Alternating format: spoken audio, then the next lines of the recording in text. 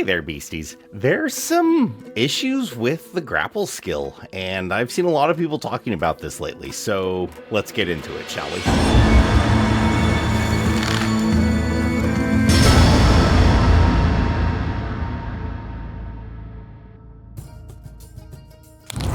Now, I'm sure some of you are thinking by the title of this video and what I had just said that, well, what's wrong with grapple? And nothing is inherently wrong with grapple. It's honestly one of the best iterations I have seen over the years of playing tabletops. It's always kind of a tricky skill because there's a lot of nuance to it. And I feel that Pathfinder did a really good job of kind of making it clean and effective.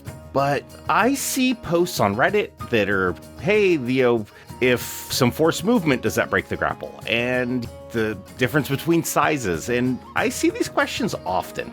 And what I wanted to tell you guys is, as a GM, it's up to you to kind of actually decide these things. That's why the GM's guide says that the GM has the final say. Now, I know some players might not like some of the rulings, but as the GM, you're there to have fun too. And if players are dominating in a bizarre fashion, and by that I mean like, oh, my medium-sized character has grabbed this huge creature and it can't move now. You're like, but that doesn't make sense. Like, okay, a human grabs an elephant by the tail and the elephant's stuck there? Like, that doesn't make any sense at all. And I'm sure if you introduced a tiny creature that could grab your medium-sized players and told them, sorry, this tiny creature's grabbed you, you can't move, they wouldn't be very happy about it. And honestly, Paizo acknowledges this. If we look at the Bloodseeker, aka Sturge from previous editions, it has an ability called Attach, which is effectively a grapple, but because this creature is so small, the target isn't grappled. In fact, it's the Bloodseeker that is off guard when it does this maneuver, and when the larger creature moves, the Bloodseeker moves with it. So there is plenty of case study, if we want to call it that, where you can make these decisions. So if you don't feel it's okay for your character to grab a huge creature and that creature all of a sudden is immobile, you don't have to go with it. You're the GM. And I would still say you want to treat the players fairly. They have spent an action to do this. So at my table, I would personally, the creature's still off guard, and it probably would only move at half movement because it does have this kind of weight on it. Those of us with kids, we've all wandered around with a kid hanging on your ankles, even when they're 3 or 4. It slows you down. So I wouldn't say that you do nothing, but it's okay for you to step out of the bounds of the rules if that's important to you and you want to have your game, have a stronger basis in reality.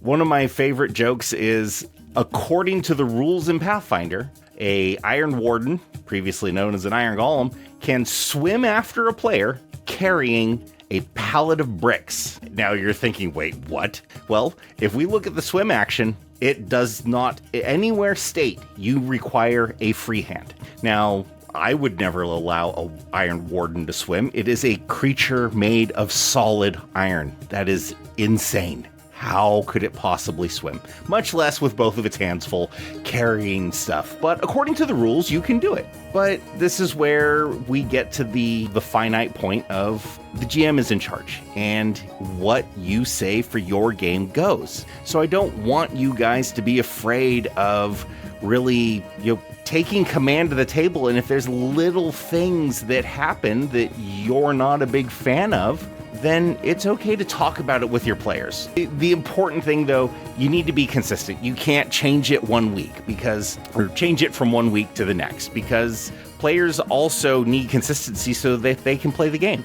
And if you're going to be making these changes, let them know beforehand. Don't just surprise them with it. Say, hey guys, some of the things I do at my game are this, and I'll give you guys some examples. But before I do that, if you guys like our videos, please click the like and subscribe. It really helps us out. The more people we get watching our videos, the better the channel does, and we can do a lot more fun and exciting things for you guys. But getting back to some of my own house rules, I run lots of games, and I have players that have complained significantly about haste being you get one action that you can either stride or strike. Now, most rounds, a character always strides or strikes, so that isn't really a big problem. But occasionally there are rounds where they don't. And in that situation, you're saying that, oh, well, I want to open the door. Sorry, you can't.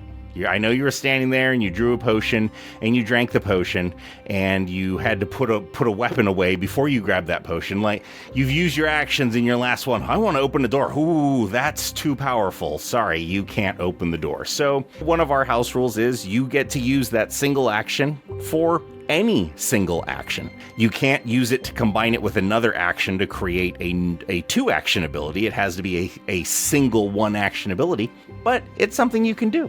Another thing we do is we allow people to, if you want to spend all three actions, you can ready a two action ability. So this allows spellcasters to capitalize on ready action. Like, hey, as soon as 3 enemies come down the hall and I have line of sight to 3 of them, I'm going to shoot them with a lightning bolt. Cool, there you go. If only 2 show up, sorry, the trigger condition was never met. But as soon as 3 enemies come, blast them. So it really allows the characters to have a little more agency. It doesn't hurt the game any. And so far, all of my players have really enjoyed stuff like that. I have a player that had their character is a kineticist, and they really wanted a stronger ice theme. So we got together, we made some ice powers for the kineticist.